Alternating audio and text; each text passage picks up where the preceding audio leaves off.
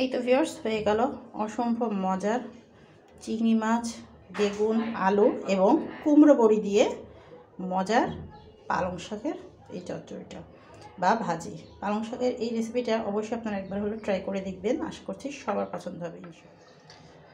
এটা কি বলুন তো ভিউয়ার্স, এটা হচ্ছে কুমড়ো বড়ি, চিংড়ি মাছ, আলু, বেগুন, আর এটা হচ্ছে পালং শাক।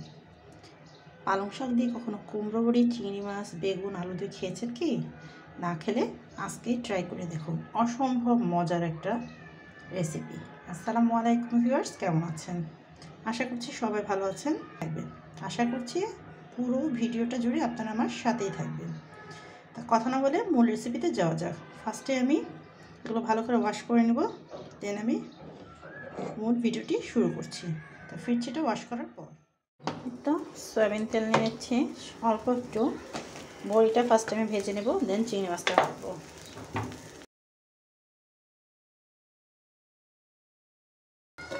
এই তো বড়িটা খুব সুন্দর করে লাল করে ভেজে নিয়েছি, উঠিয়ে নিচ্ছি।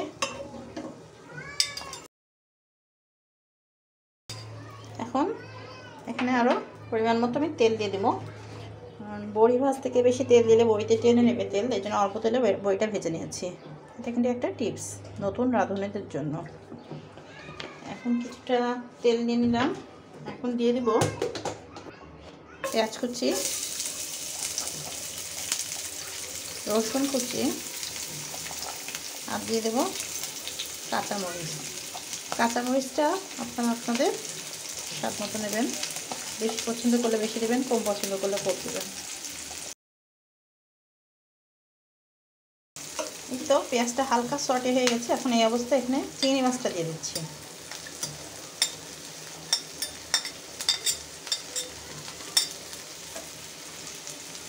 এখন চিংড়ি মাছটা দিয়ে অবস্থা একটু নেড়ে ছেড়ে ভেজে নেব।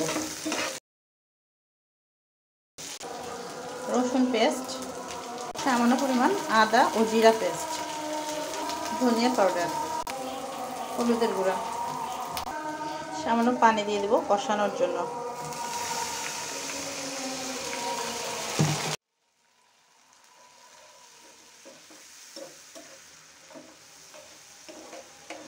এই তো একটু কষানো হয়ে গেলে দেন আমি ভেজে রাখা বড়ি অ্যাড করব, তারপরে সেই পালং শাক যা বেগুন আলু দিয়ে কেটে রেখেছি। আমি পিছিয়ে একটু কষানোর পরে এই তো ভিউয়ার্স এখানে মশলাটা খুব সুন্দর করে কষিয়ে নিয়েছি। এখন আমি এখানে বড়িটা ভেজে রাখা বড়িটা অ্যাড করে দিচ্ছি। আর বড়িটা কিছুটা কষানোর পরে যখন শাকটা দিব পানি ছাড়বে, তখন বড়িটা এভাবে খুন্তি দিয়ে ভেঙে ভেঙে দিতে হবে। এর ফলে পুরো শাকের সাথে বড়িটা মিক্সড হয়ে যাবে, খেতে লাগবে দুর্দান্ত। এভাবে বড়ি দিয়ে, বেগুন দিয়ে, আলু দিয়ে পালং শাক এখনও যারা খাননি, সাথে চিংড়ি মাছ, তারা অবশ্যই একবার ট্রাই করে দেখবেন, ইনশাল্লাহ আপনাদের পছন্দ হবে। খুবই মজার একটা রেসিপি।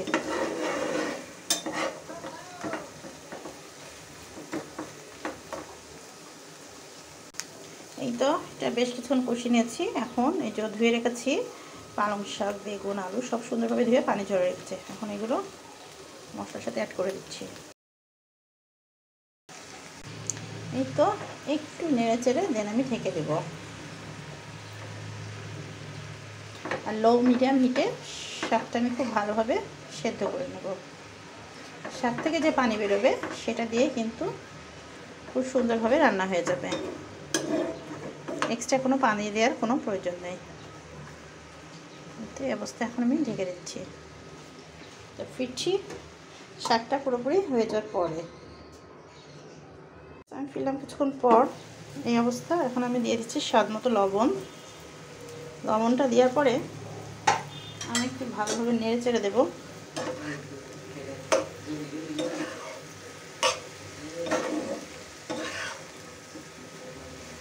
আর বড়িগুলো যে নরম হয়ে গেছে, এইভাবে আমি খুন্তিটা দিয়ে বড়িগুলো ভেঙে ভেঙে দেবো।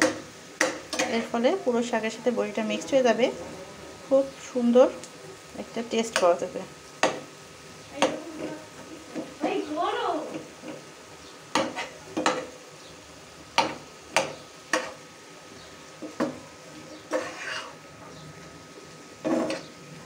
এভাবে আমি আর কিছুক্ষণ কুক করব, দেন আপনাদেরকে পরিবেশন করে দেখাবো। ফিরছি কিছুক্ষণ পর।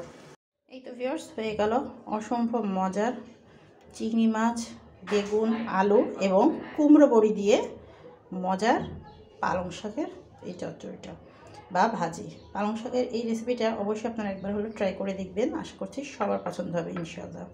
তাহলে ভিউয়ার্স, আজকে এ পর্যন্তই। সবাই ভালো থাকবেন, সুস্থ থাকবেন। আবার দেখা হবে পরবর্তীতে নতুন কোনো রেসিপি নিয়ে। ততক্ষণ পর্যন্ত সবাই ভালো থাকবেন। আল্লাহ হাফেজ।